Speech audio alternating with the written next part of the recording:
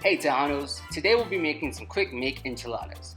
From the pantry you're going to need a can of enchilada sauce and cream of chicken. Other ingredients you'll need is ground beef, some corn tortillas, Velveeta cheese, or you can use your preference of cheese, onions, and cilantro, and those are optional. You want to start off by adding some oil into a pan and then getting your ground beef into that hot oil. That way we can cook it down.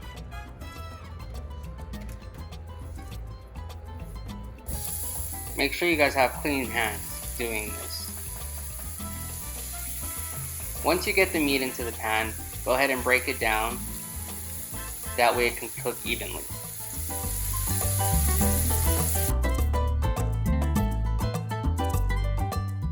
Now when you break it down a little, don't forget to season your meat. You guys can add anything you like. I added salt, pepper, and onion powder. Now once the meat has cooked, make sure to drain it and put it off to the side. Next we're cooking our corn tortillas. I have a hot pan with hot oil. I put about 1/4 cup of the oil. And I'm going to put in the corn tortilla into the hot oil for about 2 seconds on each side.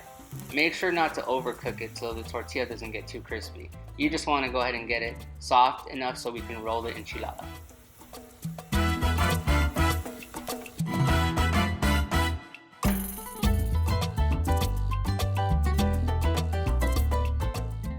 Now for the sauce, get a saucepan, and I like to put in about half of the can of an enchilada sauce.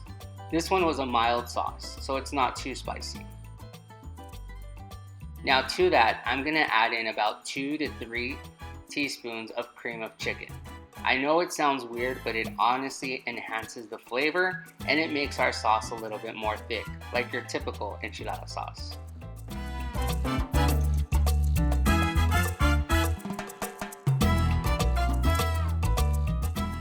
Now you want to make sure to whisk the cream of chicken into your sauce until it's all dissolved.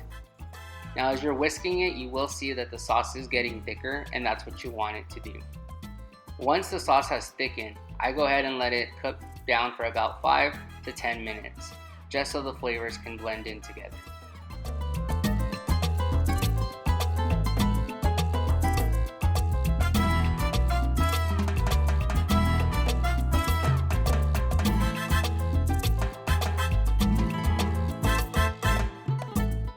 After your sauce has finished cooking, preheat your oven to 375.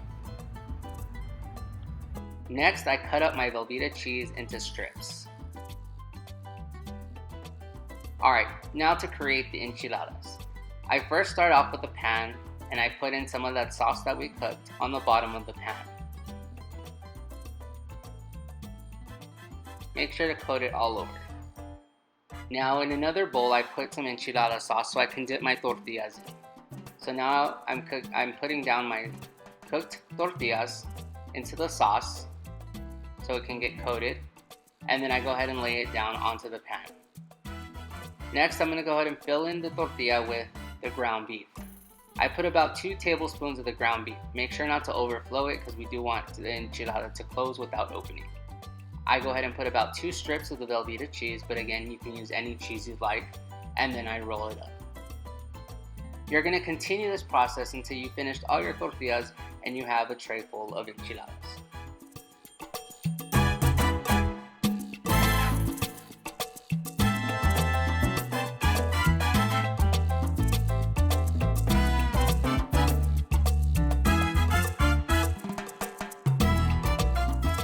Once you've finished your tray, you want to go ahead and top up the enchiladas with some more sauce.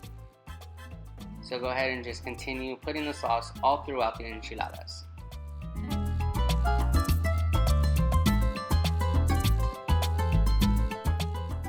Once that's done, I like to add in our strips of cheese that were left over. So go ahead and just put that throughout your enchiladas. Now that we're done, I go ahead and put the enchiladas into the oven. Meanwhile, I cut up some cilantro and onions, and this is just an optional item that you can top your enchiladas with.